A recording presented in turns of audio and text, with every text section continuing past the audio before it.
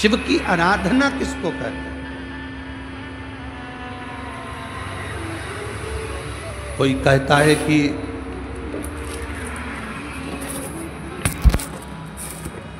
क्यों भटक रहे हो, क्यों जा रहे हो यहाँ वहाँ। हम कहते हैं तुम भटको भी मत, कहीं मत जाओ। तुम्हारे घर के नज़दीक में जो शंकर का शिवालय हो, तुम्हारे घर के नज़दीक में जो शंकर का मंदिर हो, शिव मंदिर हो, शिवालय हो, उस शिवालय में जाकर एक लोटा जल प्रतिदिन चढ़ाना प्रारंभ करें।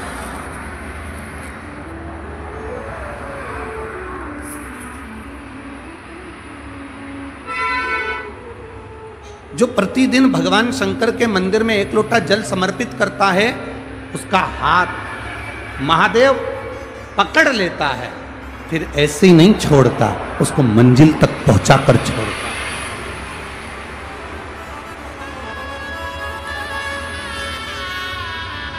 वो ऐसे ही नहीं छोड़ता।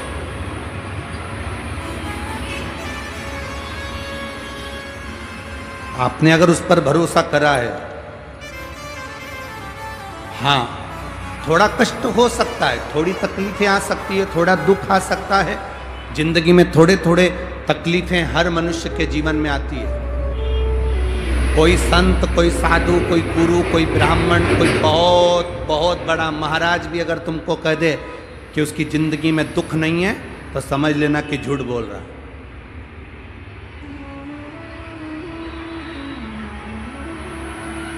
मेरे राम जी महाराज भी इस पृथ्वी पर जन्मे तो उनकी जिंदगी में भी दुख आया। मेरे भगवान कृष्ण भी इस पृथ्वी पर जन्मे तो उनकी जिंदगी में भी दुख आया। माता जानकी भी इस पृथ्वी पर प्रगटी तो उनकी जिंदगी में भी दुख आया। राधा रानी भी इस पृथ्वी पर प्रगटी तो उनकी जिंदगी में भी दुख आया। संसार में अगर जन्म लिया है, मृत्यु लोक में अगर तुम पैदा हुए हो, पृथ्वी पर अगर तुम आए हो, तो तुम्हारी जिंदगी में दुख ये नहीं कि नहीं आएगा। हमारे पूर्व के कर्म के अनुसार हमारी जिंदगी में दुख, हमारी जिंदगी में तकलीफ आती है, पर वो दुख मिटेगा कैसे?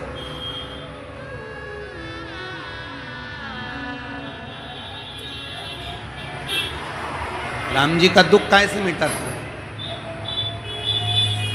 राम पथ गमन में जहां जहां चलकर देखो, चलो आपके पास में है पंचवट, जाओ, जितने राम जी महाराज अयोध्या से लंका तक गए, उसके बीच में जितने राम जी के मंदिर नहीं है, उससे अधिक शंकर जी के मंदिर हैं।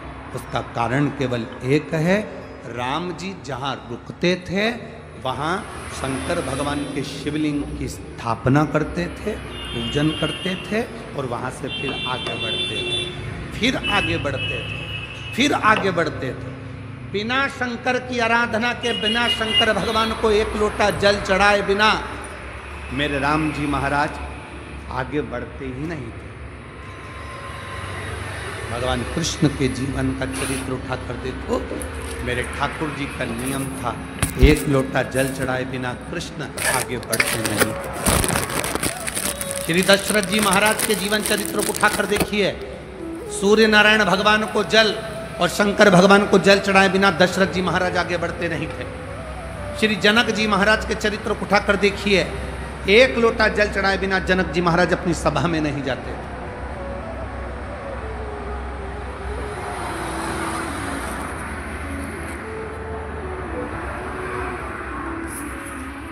थोड़ी जिंदगी में तूफान आते हैं, कष्ट आते हैं, दर्द आता है, तकलीफें आती हैं, पर तूफान आता है तो पता चलता है ना कि मजबूती कितनी है। अभी पता चला, चला कि नहीं चला? अरे बोलो तो जम के, पता चला ना कि मजबूती कितनी है। ये हवा चलती है, तूफान आता है, तब पता चलता है मजबूती कितनी है। उसी तरह दूसरे धर्म के लोग तुम्हें डिगाने के लिए आगे बढ़ते हैं, पर तुम्हारे भीतर का सनातन धर्म दिखा देता है कि मजबूती कितनी।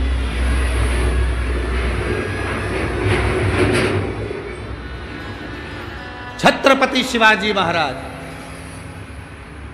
जिनकी माता ने कहा कि बेटा सामने किला है और वो किला मुझे चाहिए। शिवाजी कहते हैं माँ क्या बात करती हो, ये किला, वहाँ कितना कितना सैनिकों का बल भरा पड़ा हुआ है और मेरे पास में कुछ भी नहीं है, मेरे पास कुछ नहीं।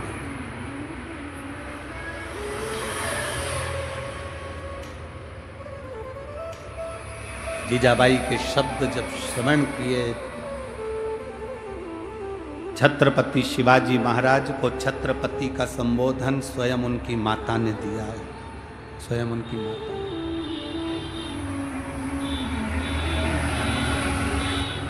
कह दिया जीजा, सामने जो किला है वो मेरा है, तुझे मालूम है? हाँ माँ, मैंने सुना है ये किला अपना है, फिर कब्जा दूसरे का है।